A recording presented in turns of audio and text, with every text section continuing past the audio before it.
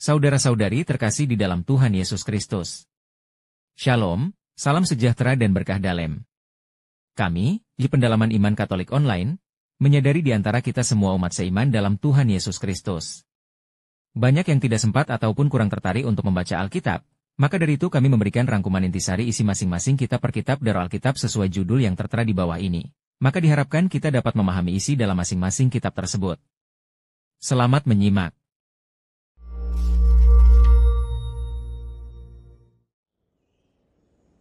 Ada sebuah puisi yang indah di dalam kitab Yesaya. Kota Yerusalem baru saja dihancurkan oleh Babilonia, sebuah kerajaan besar di utara. Dan semua orang Yahudi ini telah dikirim ke pembuangan, kecuali sebagian kecil yang masih tinggal di kota Yerusalem. Dan mereka berkutat dengan pertanyaan, apa yang baru saja terjadi? Apakah Allah telah meninggalkan kita? Iya ya, karena Yerusalem seharusnya menjadi kota di mana Allah akan memerintah atas dunia untuk mendatangkan kedamaian dan berkat bagi semua orang. Tetapi Yesaya berkata bahwa kehancuran Yerusalem merupakan ulah bangsa Israel sendiri. Mereka telah berpaling dari Allah mereka menjadi jahat, sehingga kota dan bait suci mereka dihancurkan. Wah, kelihatannya semua sudah musnah. Tapi puisi ini masih berlanjut.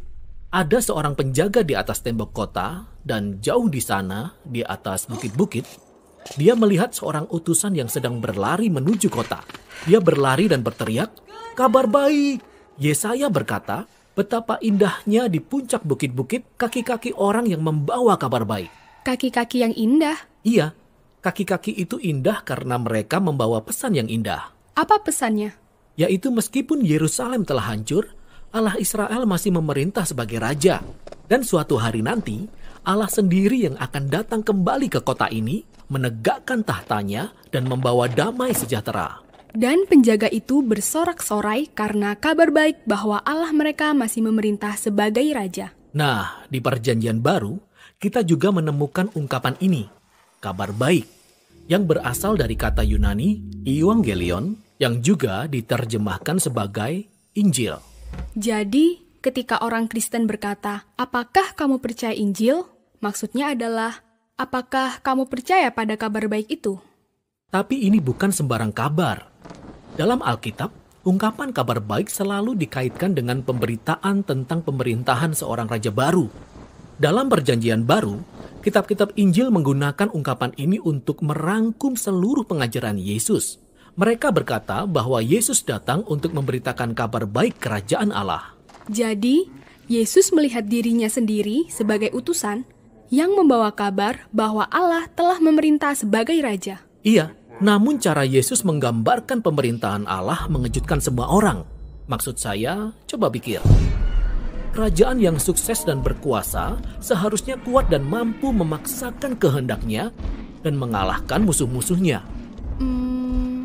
Namun Yesus berkata, orang yang terbesar dalam kerajaan Allah adalah mereka yang terkecil, orang-orang yang mengasihi dan melayani orang-orang miskin.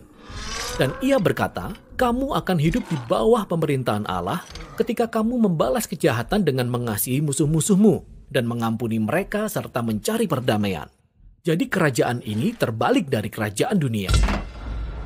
Lalu Yesus juga berkata bahwa kerajaan ini datang bersama-sama dengan Dia. Iya, sebagai contoh, ada kisah yang sangat menarik tentang seorang perwira tinggi Romawi. Dia datang memohon kepada Yesus untuk menyembuhkan hambanya. Dia bahkan menyebut Yesus sebagai tuannya, mengakui Yesus sebagai otoritas dalam hidupnya. Yesus memuji pria ini karena ia mampu melihat apa yang orang lain belum lihat. Yaitu Yesus bukan hanya memberitakan kerajaan Allah, tetapi dia juga adalah seorang raja.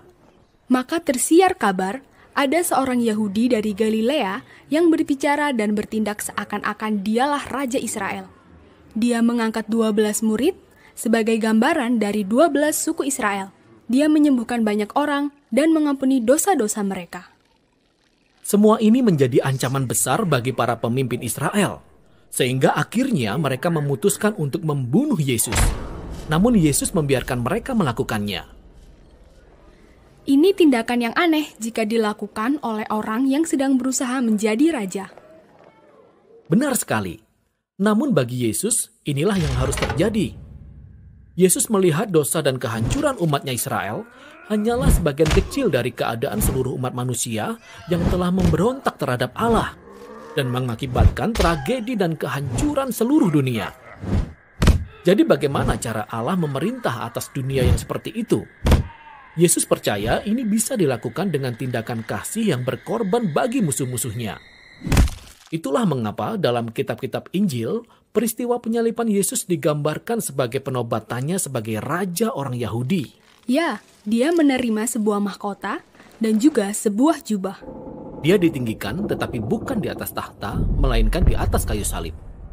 Oh, betapa indahnya kaki-kaki yang membawa kabar baik.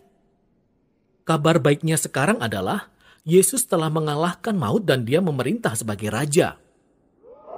Dia sendiri yang telah menanggung dosa dan kebejatan kita dan menaklukkannya dengan hidupnya dan dengan kasih-Nya.